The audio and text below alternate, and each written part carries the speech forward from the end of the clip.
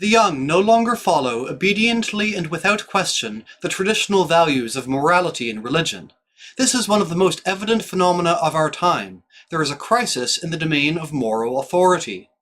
Previously, societies were dominated or inspired by religious values which exerted influence on the whole concept of the family, on the mores, on the relationship between man and woman, and on the whole lifestyle, and on the way in which man accepted, without question and even without sorrow, his lot in life.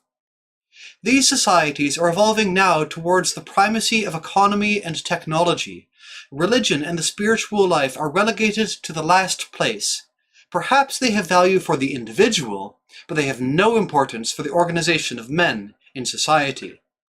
So often, traditional religious values seem to the young to have nothing to do with life. They are but rituals which are yokes or prisons and not sources of hope, truth, and life. Indeed, blind acceptance of these values seems to keep man in a childish state and prevents him from seeing evident truths which would help him to evolve more humanly. These religious values were often perpetuated by the ruling class, rich and powerful, which instead of seeking to make the whole population grow towards a more equal sharing of goods and possibilities of progress, tended to maintain the status quo, while giving charitable aid to this or that suffering member or group. The upper classes refused to make the radical change in their way of life by which they would share with the poor and the afflicted and help them to achieve, themselves, a more human way of life. The young label as hypocritical all traditions which do not follow the inner logic of fraternity, love of the poor, and mystical union with God. They reject all the old values which seem too organized and which do not inspire life. They refuse a moral code which is thrown at them from on high and which seems to oppress and suffocate. They want to live. They want to be free. They have seen too many believers saying their prayers, performing their religious duties and moralizing, but living as if they did not really believe in the love of God. The young respect authenticity and universality. They don't want any contradiction between what one says and what one does. They do not want arbitrary authority based on rank or function instead of on the intrinsic value of the person. They want truth. They want people to be themselves without fear. They do not judge according to a system of values or categories. The young are open, accepting, and tolerant. What they want is to find men who act out of personal conviction and not out of what people think or say of them. The young are searching for something which is universal. They don't want just the local, the regional, or even the national. They see further than borders. The young are not materialistic. They are, on the contrary, in search of an ideal, but they want to attain this ideal without a period of formation, and maybe without effort. It must be immediate, total, obvious, clear. The young are disillusioned by technological values and by our consumer society, just as they refuse religions which are not life-giving. To produce so as to eat, and eat so as to produce, to make money so as to spend it, these seem to them to be void of all meaning. The former moral values which regulated the family and a whole way of life have been replaced most often by the desire to increase one's wealth. Static traditions have been in many cases replaced by fierce activity which induces people to overwork themselves to the point where they no longer see any joy in life. The consumer society seems to be tied to a new form of tradition which only replaces the old one. We want to appear rich, just as before we wanted to appear virtuous. We have kept all the class taboos, the social conventions, and the prejudices, but now all is based on the symbols of wealth: cars, golf clubs, swimming pools. This materialistic society replaces the myths of religion, opium of the people, with the myths of publicity, which is but a different form of opium. False needs are created, along with a new set of values. All forms of trickery are used to sell products. People are encouraged to buy on credit and become shackled in the worst form of slavery, that of debt. The young are disillusioned by the past. They refuse to accept the divisions created by it. They want a new society of people living in peace, justice, and love. They don't want any more wars, even though some of them might start a revolution to attain what they hope would be lasting peace.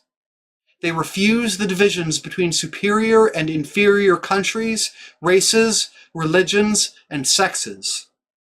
They want a united world in which men and women live in a spirit of fraternity and in which all people can sing, dance, and celebrate life.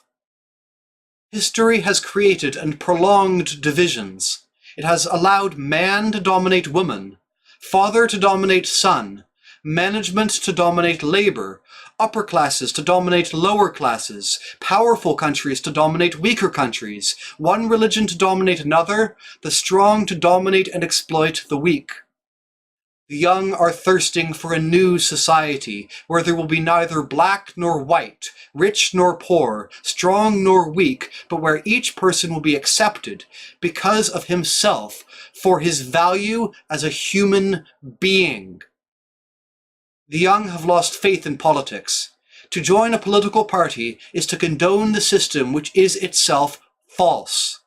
The parties are no longer relevant. As a result of their own traditions and organization, they are obliged to accept the values of the present society and are thus unable to understand the new direction which society must take. Revolution is therefore necessary, either through nonviolent rejection of present injustices or else violent revolution. A radical change is necessary. Humanity can continue no longer in the economic system of today. The injustices of the rich countries which favor the wealthy are as unacceptable as the injustices of the socialist countries who favor the strong. Those who are in the party, those who will sell their souls and personal freedom for power and comfort. The young want neither traditional communism nor the major political parties of the West. Neither one of these truly seeks the good and liberty of all people. Young people are attracted by anarchy and by Maoist-inspired revolutionary movements, for these movements appear less organized and less structured, or else they refuse to participate at all in political affairs. The young are lost. Their ideal is not understood by their elders, and they do not know how to go about forming this new society. Their disenchantment is getting more and more evident, just as evident as the truths to which they aspire. Their cry is a cry for truth and a cry for help. But in front of this truth stands a huge and terribly complex machine, the machine of our society that implies work, factories, unions, business, finance, governments, elections, the majority's need for security, political parties, police, army, international affairs. The ideal of the young appears weak and fragile when confronted by this seemingly immovable monster. It is easy to criticize the young. They're idealistic. It's wonderful, but impossible, and we distrust their movements because we fear that international powers are using them to cause trouble and to work their ways into the affairs of the country so as to be able to establish control by some form of tyranny. And youth, misunderstood by many of those adults who have responsibilities in the world, is itself without leaders. They are like a huge flock without a shepherd, who gather round a few singers who sing of love, universal peace, and justice. These young people, originally full of hopes that are generous and noble, find themselves ineffective. They will wait no more, for they are already becoming fed up and disgusted, heading toward despair. They look for excitement in sex and in drugs. They see no way out for mankind. They are killing themselves. In speaking this way of youth, I am doing so in a very general sense, for in youth can be seen all types. There are those who think only of technology, and those who enter the political parties, and those who go after money and reputation. But what is new is the vast number who burn with these new ideals, even if their motivation is sometimes a bit confused. It is they who will decide our future, and who can give, if they find a source of hope, a new breath of life to humanity.